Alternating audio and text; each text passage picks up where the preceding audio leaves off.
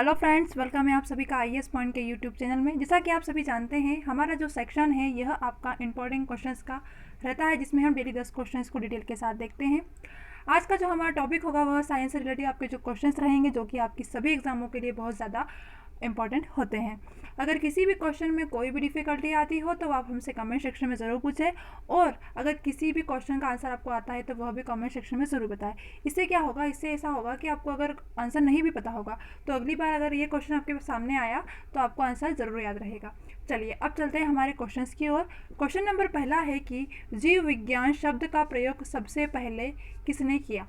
शब्द का पूछा गया है कि शब्द का प्रयोग, जीव विज्ञान जो शब्द है इसका प्रयोग सबसे पहले किसने किया। ऑप्शन है आपके पास अरस्तु ने, पुरकिंजे ने, वॉन मॉल ने, या फिर लेमार्क तथा टेविरेनिस ने। क्या होगा इसका सही जवाब? Option number A, B, C या फिर डी। कमेंट सेक्शन में बताइए। जीव विज्ञान शब्द का जो प्रयोग किया गया था यह किया था लेमार्क तथा ट्रेविरेनिस ने। तो आपका जो सही जवाब है वह क्या होगा? ऑप्शन नंबर डी, यानी कि लेमार्क तथा ट्रेविरेनिस ने सर्वप्रथम जीव विज्ञान शब्द का प्रयोग किया था। आइए देखते हैं। आधुनिक जीव विज्ञान बहुत ही विस्तृत विज्ञान है जिसकी कई शाखाएं हैं। बायोलॉजी, जिसे क्या कहा जाता है? जीव विज्ञान। ठीक है, बायोलॉजी कहो या फिर कहो जीव विज्ञान, दोनों शब्द एक ही है। इंग्लिश में क्या कहा जाता है? बायोलॉजी, और जो साइंस की भाषा है उसमें क्या कहा जाता है? जीव विज्ञान। इस शब्द का सर्वप्रथम जो शब्द का जो प्रयोग किया गया था यह किया गया था लेमार्क तथा ट्रेविरेनिस नाम के जो वैज्ञानिक थे, जिन्होंने 1801 ईस्वी में किया था। कब किया था? 1801 ईस्वी में किया था। कौन से शब्द का प्रयोग किया था? बायोलॉजी या कहा जाए जीव विज्ञान शब्द किसके द्वारा किया गया था? इस शब्द का सर्वप्रथम प्रयोग तो लेमार्क तथा ट्रेविरेंस नाम के वैज्ञानिक थे, इन्होंने किया था। अगला क्वेश्चन है, जीव विज्ञान जनक यानी कि फादर ऑफ बायोलॉजी के नाम से जाने जाते हैं। देखो, अब उनके नाम से कौन जाना जाता है? ऑप्शन है आपके पास अरस्तु, डार्विन, लेमार्क या फिर पुरकिंज। क्या होगा इसका सही जवाब? Option number A, B, C या फिर डी। आपने नेम तो देख लिया कि नाम किसने दिया था। अब क्या कहा जा रहा है? जनक कौन है, यानी कि फादर ऑफ बायोलॉजी के नाम से कौन जाना जाता है। तो क्या होगा इसका सही जवाब? इसका जो सही जवाब होगा वह होगा ऑप्शन नंबर ए, यानी कि अरस्तु को ही जीव विज्ञान के जनक माने जाते हैं। आइए देखते हैं।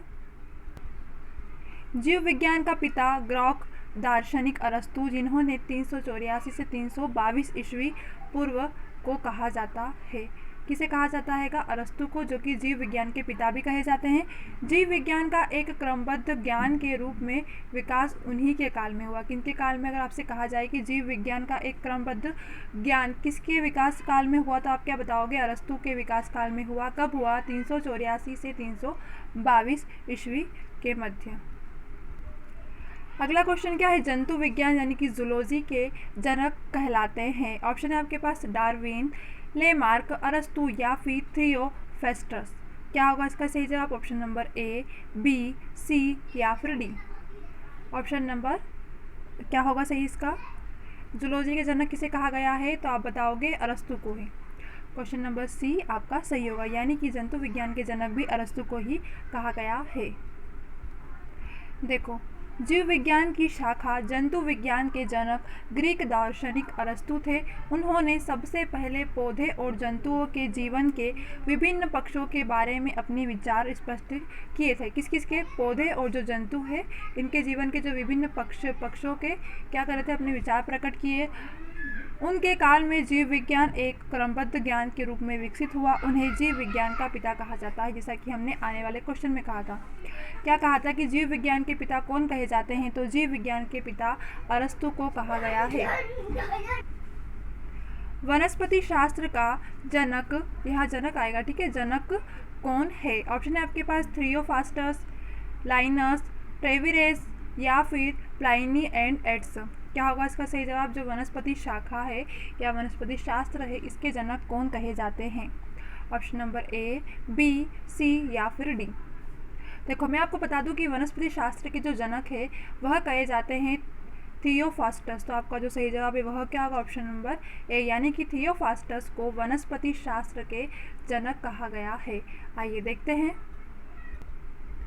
बॉटनी या कहा जाए वनस्पति विज्ञान, इसके जनक कौन है? तो इसके जनक है थियोफास्टस है। वनस्पति विज्ञान में पादपों का अध्ययन किया जाता है। इंपॉर्टेंट को लाइन है यह कि किस में पादपों का अध्ययन किया जाता है, आप क्या बताओगे? वनस्पति विज्ञान में पादपों का अध्ययन किया जाता है। इसके जनक कौन है? इसके जो जनक है वह है थियोफास्टस, जो कि वनस्पति विज्ञान के जनक है या कहा जाए बॉटनी के जनक माने जाते हैं। वनस्पति विज्ञान में पादपों का अध्ययन किया जाता है, ये लाइन आपके लिए इंपॉर्टेंट है। अगला क्वेश्चन है, चिकित्सा शास्त्र का जनक किसे कहा जाता है? ऑप्शन है आपके पास अरस्तु को, थियोफास्टस को, हिप्पोक्रेट्स को या फिर गैलन को। क्या होगा इसका सही जवाब? चिकित्सा शास्त्र का जनक किसे कहा गया है? कमेंट सेक्शन में बताइए इसका answer. Option number A, B, C या फिर डी। देखो, चिकित्सा शास्त्र के अब जनक कौन कहा जाते हैं? तो चिकित्सा शास्त्र के जनक कहा जाते हैं हिप्पोक्रेट्स। क्या कौन कहे जाते हैं? हिप्पोक्रेट्स, जो कि चिकित्सा शास्त्र के जनक कहे जाते हैं। तो आपका जो सही जवाब होगा वह होगा ऑप्शन नंबर सी, यानी कि हिप्पोक्रेट्स। आइए देखते हैं, चिकित्सा शास्त्र का जनक हिप्पोक्रेट्स को माना जाता है। चिकित्सा शास्त्र आयुर्वेदिक जो आयुर्वैज्ञानिक होता है इसका एक क्षेत्र है। किसका है? आयुर्विज्ञान का एक क्षेत्र है। यह क्षेत्र अस्वस्थ मनुष्य को स्वस्थ बनाने के चिकित्सा से मालूम पड़ जाता है कि हॉस्पिटल से रिलेटिव है, तो हॉस्पिटल कौन जाते हैं? जो बीमार होते हैं वही जाते हैं ना। तो सीधी सी बात है कि यह क्षेत्र अस्वस्थ मनुष्य को स्वस्थ बनाने से संबंधित है। आपको जनक का नाम याद रखना है कि क्या नाम था इनका? हिप्पोक्रेट्स, जो कि चिकित्सा शास्त्र के जनक माने जाते हैं। बॉटनी शब्द की उत्पत्ति किस भाषा या शब्द से हुई है? तो आप क्या बताओगे? ऑप्शन है आपके पास फ्रेंच से, लैटिन, पुर्तगाली या फिर ग्रीक से।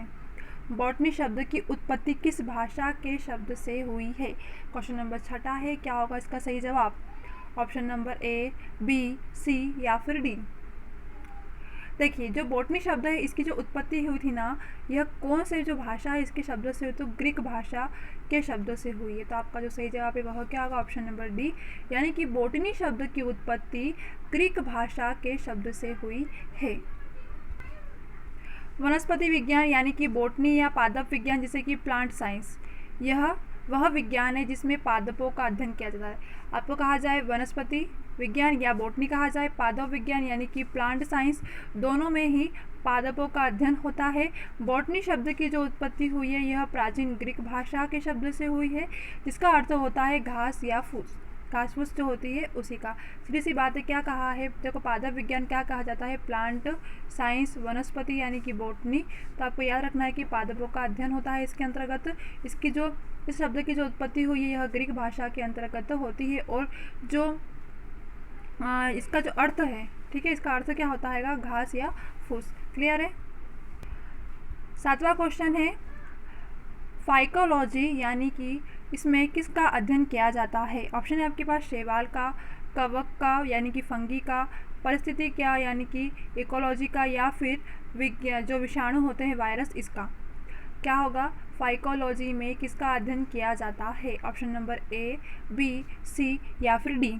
इसका किया जाता है, तो आपको पता होना चाहिए कि जो फाइकोलॉजी है इसमें शैवाल का अध्ययन किया जाता है। तो आपका जो सही जवाब है वह क्या होगा? ऑप्शन नंबर ए, यानी कि फाइकोलॉजी में शैवाल का अध्ययन किया जाता है।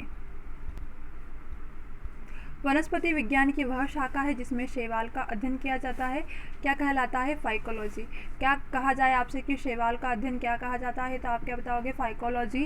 क्या कहा जाए फाइकोलॉजी में किसका अध्ययन किया जाता है? तो आप क्या बताओगे? शैवाल का अध्ययन किया जाता है, जो कि वनस्पति विज्ञान की एक शाखा है। पर्यावरण का अध्ययन जीव विज्ञान की किस भाषा के अंतर्गत किया जाता है? ऑप्शन है आपके पास कार्यिकी, अनुवांशिकी, परिस्थितिकी या फिर वर्ग की। पर्यावरण का अध्ययन विज्ञान की किस भाषा के अंतर्गत, विज्ञान की कौन सी भाषा के अंतर्गत किया जाता है? तो क्या होगा इसका सही जवाब? Option number A, B, C या फिर डी। क्या होगा? देखो, तो मैं आपको बता दूं इसका जो सही जवाब होगा वह होगा परिस्थितिकी। पर्यावरण का अध्ययन जीव विज्ञान की किस शाखा, देखो एक तो क्या हो गया कि पर्यावरण का अध्ययन किसकी शाखा में होता है? तो आप क्या बताओगे? जीव विज्ञान की शाखा में। अब कौन सी भाषा के अंतर्गत आता है? तो क्या बताओगे? परिस्थितिकी की भाषा के अंतर्गत पर्यावरण का अध्ययन जीव विज्ञान की परिस्थितिकी के अंतर्गत किया जाता है। परिस्थितिकी यानी कि अंग्रेजी में इसे इकोलॉजी कहा जाता है। जीव विज्ञान की एक शाखा है जिसमें जीव समूहों जो समुदाय होते हैं उसके वातावरण के साथ साथ पारिस्थितिक संबंधों का अध्ययन करते हैं। वातावरण के साथ साथ जो पारस्परिक संबंध होते हैं इसका अध्ययन किया जाता है। प्रत्येक जंतु या वनस्पति एक निश्चित वातावरण में रहता है।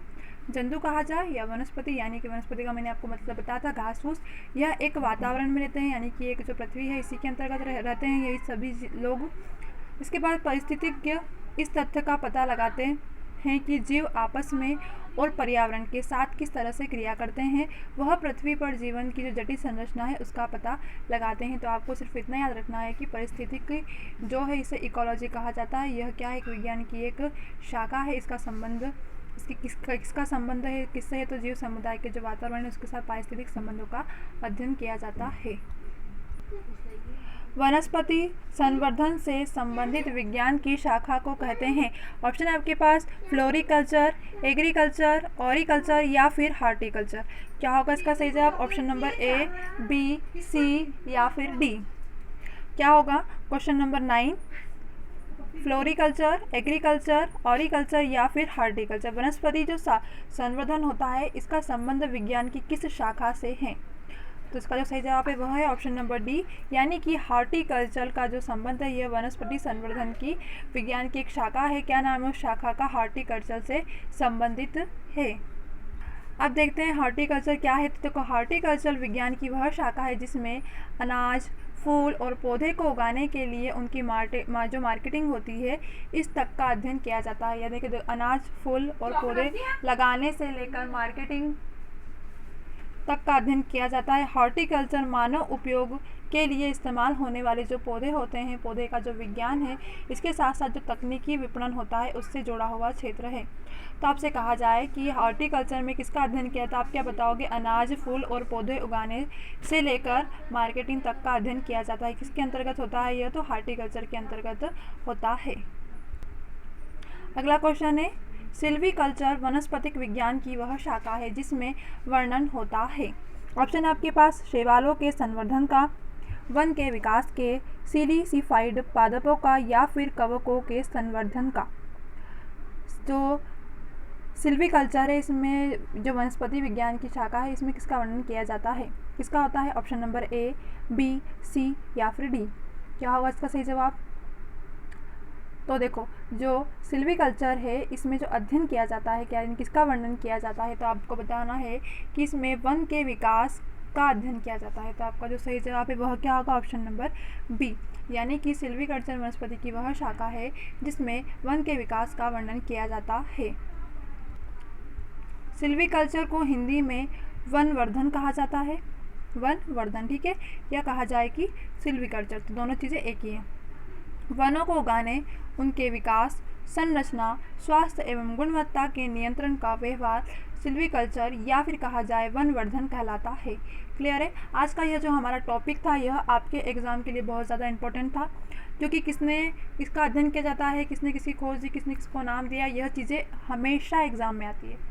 ऐसा नहीं कि एक ना एक क्वेश्चन तो आ ही जाता है। तो इस वीडियो को आप लास्ट तक ज़रूर देखें, और अगर आपको याद नहीं हुआ तो इसे फिर से एक बार वो देखें और इसे याद करें। चलिए मिलते हैं हमारी अगली क्लास में, तब तक के लिए आप सभी को बेस्ट ऑफ लक।